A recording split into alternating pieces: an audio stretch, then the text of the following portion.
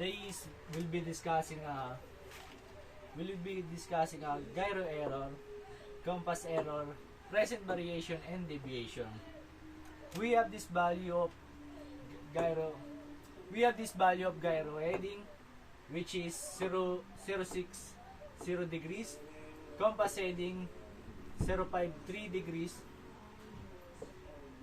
relative bearing 358 degrees, variation 8 degrees east in 2021, 6 minutes east, and true bearing, which is 0.50 degrees.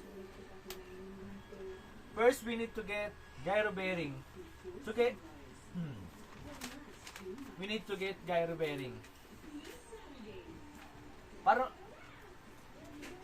We need to get gyro bearing. First is we need to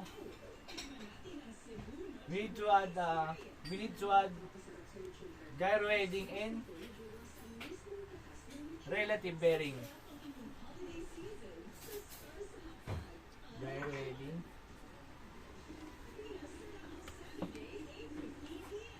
(0.60 degrees) and relative bearing, which is 358 degrees. We need to add these two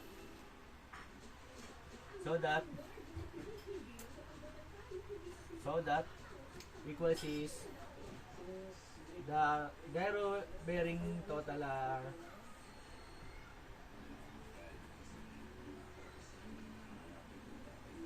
0.60 degrees plus 358 degrees equals 418 degrees minus 360 degrees equals 0.58 degrees. We need to subtract gyro bearing and true bearing to get gyro error. The true bearing is 0.50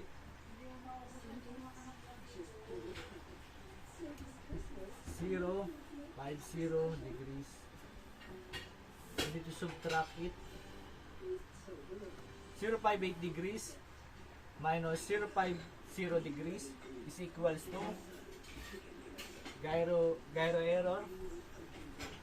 Gyro error equals to 8 degrees west. Why west? Because the gyro bearing 0.58 degrees and true bearing is 0.50 degrees, so that the sign of gyro error is west.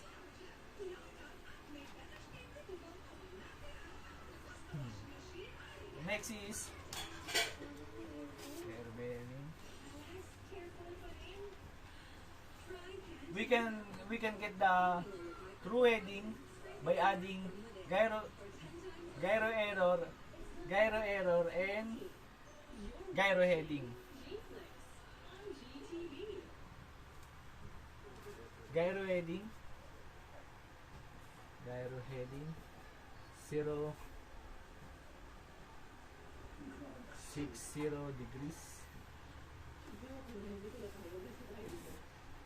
plus 8 degrees plus 0.60 degrees is equals to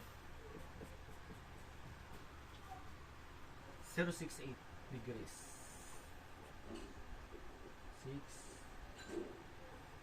degrees. Subtract the true heading and compass heading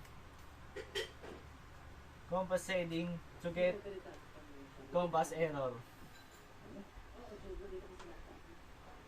Compass heading is 0.53 0.05 degrees. We need to subtract it.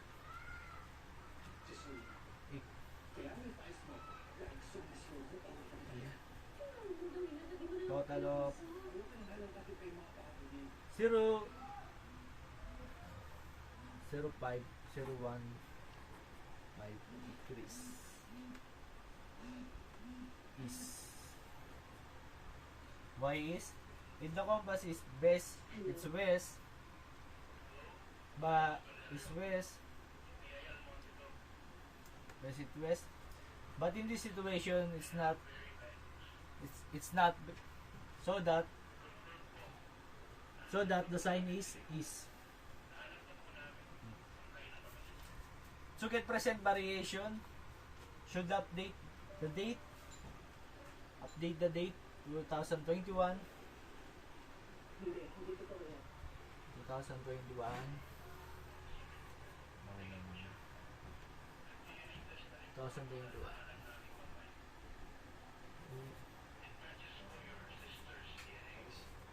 day to day 2023 2021 21 we need to subtract it minus 2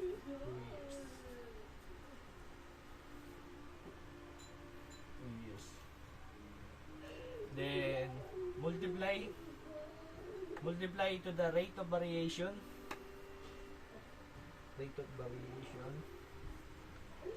6 minutes is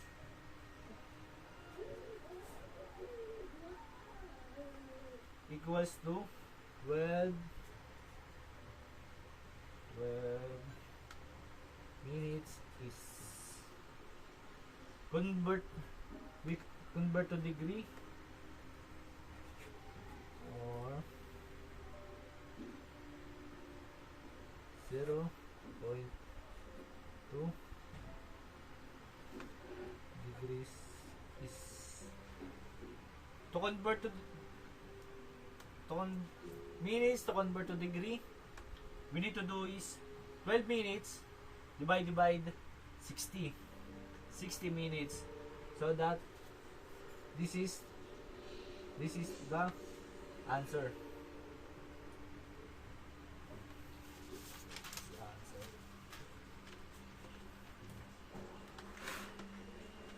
After we get the rate of variation,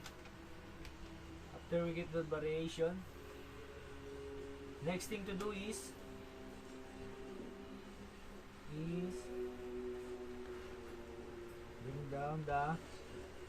bring down the 8 degree is 8 degree is if same sign, add. If different sign, subtract. But this time there's a same sign now, so that we need to add these two. 0.2 degrees is plus 8 degrees is equal to the variation, present variation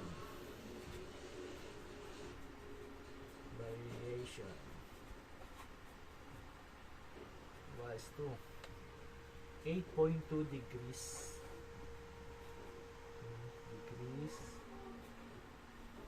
is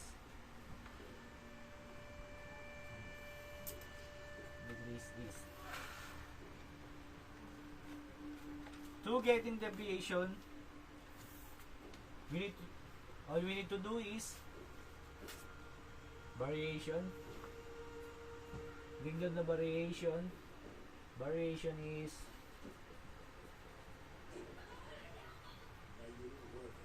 8.2 degrees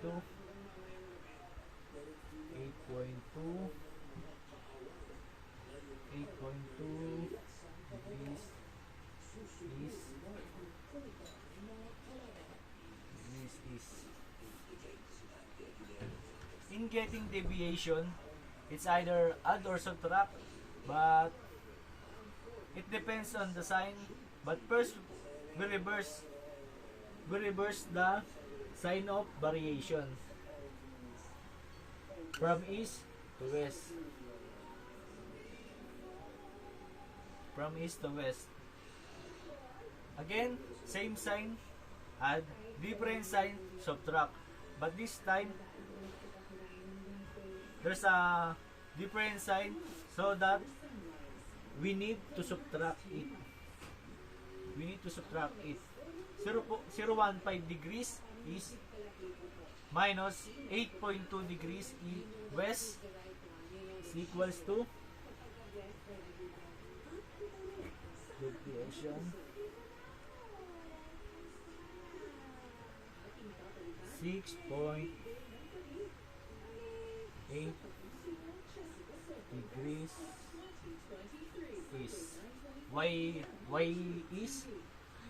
the sign of y is because compass error is bigger number, so that it's all gyro error,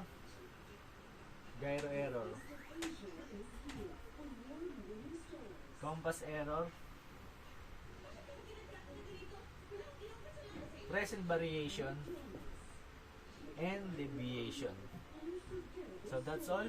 Thank you. Ayan.